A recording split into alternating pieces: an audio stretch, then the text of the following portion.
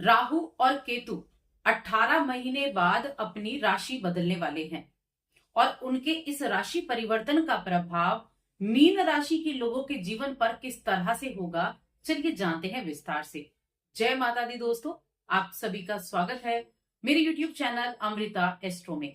और आज की मैं बात कर रही हूं ऐसे ग्रहों के बारे में जिनको छाया ग्रह कहा गया है, या मैं कहूं तो वो ग्रह तो है ही नहीं, क्योंकि उनका कोई अस्तित्व नहीं है।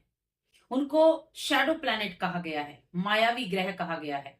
देखिए, जैसे नव ग्रह हैं, नव ग्रहों में राहु और केतु भी आते हैं, लेकिन आप सूर्य, चंद्र, शुक्र इन सभी को देख सकते हैं, लेकिन उनकी उपस्थिति कहीं है ही नहीं। शैडो प्लैनेट है वो। उसके बावजूद ये हमारे जीवन पर बहुत अधिक प्रभाव छोड़ते हैं। अगर आप देखें तो 18 साल की राहु की महादशा होती है और 7 साल की केतु की महादशा होती है। दोनों को मिलाकर हो गया 25 वर्ष। तो हमारे जीवन का एक हिस्सा तो राहु और केतु की महादशाओं में ही चला जाता है। इतना ये पावरफुल हमें रिजल्ट देता है या हमारे ऊपर प्रभाव देता है। अब एक राशि में राहु 18 माह तक रहता है और केतु भी 18 माह तक रहता है, और 18 वर्ष के बाद 18 वर्ष में ये अपनी सभी 12 राशियों में इनमें गोचर करता है। अब जो ये गोचर होगा मई के महीने में 18 मई को, ये बड़ा महत्वपूर्ण है। क्यों महत्वपूर्ण है? सबसे पहली चीज तो जो राहु है वो शनि के छाया ग्रह हैं और जो केतु हैं वो मंगल के छाया ग्रह हैं। अब 18 वर्ष के बाद जो राहु देव हैं, राहु शनि की राशि में आ रहे हैं, कुंभ राशि में, और ये इनकी खुद की राशि भी कही जाती है। कुंभ राशि इनकी खुद की राशि भी कही जाती है। तो यहां इनके लिए एक तरह से अपने घर में आना हुआ। और केतु आ रहे हैं सूर्य की राशि में, तो इसलिए भी महत्वपूर्ण है।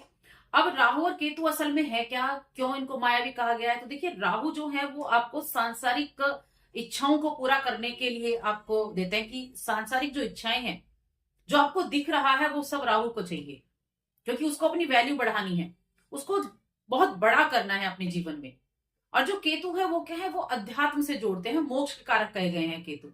केतु कहते हैं आंतरिक ज्ञान है, मोह माया है, बाकी सब कुछ बाहर। दोनों हमेशा एक दूसरे के आमने सामने होते हैं 180 डिग्री पर। अब ऐसे में इन दोनों का गोचर किस तरह से आपको रिजल्ट देगा, अगला 1.5 वर्ष आपके लिए कैसा रहने वाला है इस गोचर से, चलिए विस्तार से जानते हैं। आगे बढ़ने से पहले छोटा सा ही निवेदन है, चैनल पर पहली बार आए हैं और अभी तक चैनल को सब्सक्राइब नहीं किया है तो सब्सक्राइब कर लें। कुंडली दिखाना चाहते हैं तो स्क्रीन पर नंबर मिल जाएगा या डिस्क्रिप्शन में नंबर मिल जाएगा, वहां से आप हमें कांटेक्ट कर सकते हैं। देखिए, मीन राशि की बात कर रही हूँ, चंद्र राशि पर ही आधारित है प्रोग्राम। तो मीन राशि के लोगों के लिए जो राहु हैं वो तो आ रहे हैं आपके 12वें घर में, और जो केतु है वो आ रहे हैं आपके 6ठे घर में। अब ये बड़ा इंपॉर्टेंट हो जाता है समय, क्योंकि आपकी तो शनि की 7.5 का द्वितीय चरण भी चल रहा है। उसके बावजूद ये आपको क्या दे सकते हैं? सबसे पहले तो राहु का कुंभ राशि में आना ही आप ये मान लीजिए कि ये आपको कुछ देने के लिए आया है, ये आप मान के चलिए, क्योंकि अपने घर में आया है 18 वर्ष के बाद, तो देगा ही देगा। अब 6ठा घर जिसको हम सेवा का भाव बोलते हैं, जहां केतु जाने वाले हैं, और केतु क्या है, केतु धर्म से भी आपको जोड़ते हैं, मोक्ष के कारक कहे गए ना। और ये मीन राशि है, मीन राशि गुरु की राशि है, तो यहाँ आपके लिए बहुत अच्छी अपॉर्चुनिटी भी रहेंगी, थोड़ी सावधानियां भी रहने वाली हैं। सबसे पहली चीज, 12वां घर, राहु की बात करते हैं। 12वां घर है विदेश का, 12वां घर मोक्ष का भी है, 12वां घर है आपके जो एक एक्सपोर्ट इंपोर्ट का काम होता है, जो इन्वेस्टमेंट होता है, उसको भी हम बोलते हैं। सबसे पहली चीज आपके मन में क्या होगा, आपके मन में जॉब बदलने का आ सकता है। जॉब स्विच करें, जो आप काम कर रहे हैं वो आपको काम अच्छा नहीं लगेगा, आप चाहेंगे कि यहाँ इसको छोड़कर दूसरा काम शुरू करें, यानी कि इस जॉब को स्विच कर कोई अच्छी कंपनी में जॉब करनी है, किसी ने बताया है वहां काम करना है आपको, या फिर आपको जो बिजनेस भी करना है तो वो भी आपको बड़ा लेवल पर शुरू करना है, यानी असंतुष्ट होना अपने काम से। तो जॉब स्विच करने का मन में आपके आएगा इस राहु के गोचर से और केतु के गोचर से। कुछ बड़ा करने का मन होगा, विदेश जाने का, विदेश में अपने काम को करने का, विदेश में जॉब प्राप्त करने का आपके मन में रहेगा। ये आपके मन में थिंकिंग आपकी ऐसी रहने वाली है। लेकिन यहां मैं कहूंगी ये गलत बात नहीं है कि आप ऐसा सोच रहे हैं, क्योंकि राहु आपको बड़ा करने के लिए कहेगा, छोटा तो मुझे चाहिए ही नहीं। लेकिन कोई भी काम करने से पहले उसकी हर एक जांच करना जरूरी है कि आप जो जॉब स्विच कर रहे हैं उसके आगे का भी सोचे और पीछे का भी सोचे। सोच समझकर डिसीजन लेंगे तो वो नुकसानदायक नहीं रहेगा, लेकिन जल्दबाजी में निर्णय ले लिया, किसी के कहने पर निर्णय ले लिया, तब वो आपको नुकसान दे जाएगा। ये चीजें आपको यहाँ देखनी चाहिए। छठा भाव है जहां पर केतु विराजमान है। देखिए ये समय ऐसा भी है जो आपको अध्यात्म से जोड़ेगा, जो आपको ऑकल्ट से जोड़ सकता है, जो आपको स्पिरिचुअलिटी से जोड़ सकता है। तो आप किसी एनजीओ वगैरह में काम करते हैं तो बहुत अच्छा रिजल्ट आपको मिलेगा। आप एनजीओ में काम करते हैं, आप किसी चैरिटी के लिए काम करते हैं, कोई संस्था आप चालू करते हैं या इस तरह के काम आप स्टार्ट कर रहे हैं, तो भी मैं कहूंगी बहुत अच्छा रहेगा। ये किसी चैरिटी को शुरू करने के लिए, एनजीओ को शुरू करने के लिए, किसी ऐसे ही जो जहां आप सेवा का भाव रख सकें, ऐसी चीजों को शुरू करने के लिए बहुत अच्छा रहेगा। कोई ट्रस्ट से जुड़ जाना, कोई आश्रम खोल लेना, ये तरह की बहुत सारी अच्छी चीजें होंगी। यानी कि मन में जो चीजें होंगी ना वो बहुत बड़ा करने की होंगी। और केतु तो आपको स्पिरिचुअलिटी तो देगा ही देगा, साथ में ये सेवा का, जो भी सेवा से जुड़े हुए काम करेंगे वो आपके लिए अच्छा रहेगा। देखिए जॉब भी सेवा से जुड़ा हुआ काम है, लेकिन क्या करना है, मन में जॉब स्विच करने का रहेगा, क्योंकि राहु का काम भ्रम पैदा करना भी है। मन में भ्रम पैदा हो जाना ये अच्छा नहीं। वो जो सामने वाला व्यक्ति जिस जॉब में है ना वो अच्छी है, मैं भी उसी काबिल हूं या उससे भी ज्यादा काबिल हूं, तो अच्छी चीज है अपनी काबिलियत पर शक ना करना। लेकिन कोई भी डिसीजन जल्दबाजी में नहीं लेना है, बस इस चीज का ध्यान रखना है, किसी के कहने में आकर तो बिल्कुल नहीं लेना है।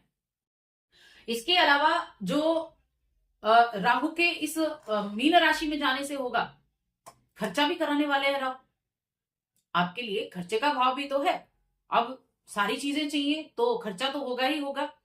इसके अलावा छठे घर पर दृष्टि होगी, छठे भाव में केतु बैठे हैं, कुछ आपके जो गुप्त शत्रु हैं वो आपके निकल कर आ सकते हैं, और कुछ रिश्तों में भी गलत फहमियां हो सकती हैं, तो उसका भी ध्यान रखना है। रिश्तों में गलत फहमियों का योग भी यहां बना हुआ है, थोड़ा ध्यान रखें। धैर्य पूर्वक संवाद करना है, वाणी पर खास तौर से ध्यान रखना है। जल्दबाजी में कोई काम ना करें, जब तक निष्कर्ष किसी समस्या का ना निकल आए, समस्या का समाधान ना निकल आए, तब तक उस समस्या को छोड़ना नहीं है। जो केतु की उपस्थिति है वो क्या करेगी, मैंने कहा देखिए कुछ मामलों के लिए यहाँ बहुत अच्छे रिजल्ट मिलेंगे, क्योंकि कानून का भाव भी यही कहा जाता है, बार बार छठे भाव को बोलते हैं। तो ये क्या है, अगर आप कानूनी मामलों में हैं, चिकित्सा के फील्ड से हैं, मेडिकल फील्ड से आप जुड़े हुए हैं, तो बहुत अच्छे रिजल्ट आपको देखने को मिलेंगे। आप प्रैक्टिस कर रहे हैं ना, तो समझ लीजिए ये समय ऐसा होगा, 18 महीने ऐसे होंगे जो आपका नाम कर सकते हैं इन चीजों से जुड़े हुए। कुछ प्रतिस्पर्धात्मक क्षेत्र हो गए, कंपटीशन का जिसको बोलते हैं, वहां अच्छे रिजल्ट मिलेंगे आपको। तो कोई भी चीजें हो, एक तो घबराना नहीं है, क्योंकि घबराने से चीजें बिगड़ जाती हैं। घबराना नहीं है, बल्कि धैर्य और समझदारी से काम लेना है, सफलता मिलेगी। और साथ में सतर्क रहना है इस चीज में। मैं कहूंगी बस रिश्तों को लेकर थोड़ी सावधानी रखें। बाकी जितना आप साहस दिखाएंगे, जितना आप पेशेंस दिखाएंगे, जितना आप सोच समझ कर निर्णय लेंगे, उतने अच्छे लाभ भी आपको मिलेंगे। साथ में शनि की 7.5 का द्वितीय चरण भी चल रहा है, तो उसके लिए भी आपको थोड़े उपाय करने आवश्यक है। अब उपाय की हम बात कर लेते हैं कि क्या उपाय आपको करने चाहिए। देखिए उपाय के तौर पर छठे घर में जब भी केतु होते हैं, अगर किसी के नेटल चार्ट में यानी किसी के जन्म पत्रिका में भी है, पंचम में तब भी, 10वें में है तब भी, और यहाँ छठे में बैठे हैं, सबसे पहले तो कुत्तों को खाना खिलाना आपको चाहिए। स्ट्रीट डॉग जो होते हैं उनको किसी ना किसी तरह से फीड कराएं, कुछ भी खाने के लिए दें तो बहुत अच्छा रहेगा। और अगर एक आप डॉग पाल भी लेंगे तो भी बहुत अच्छा रहेगा, लेकिन अगर पाल सकते हैं तभी पालें, अगर आप उसकी केयर कर सकते हैं तभी आप पालें। साथ में शनि की 7.5 भी चल रही है, तो दशरथ नीलकृत इसका पाठ भी आप कर सकते हैं, हनुमान चालीसा का पाठ आप कर सकते हैं। तो इन उपायों को करें। बाकी वीडियो कैसी लगी हमें कमेंट करके जरूर बताएं। जय माता दी।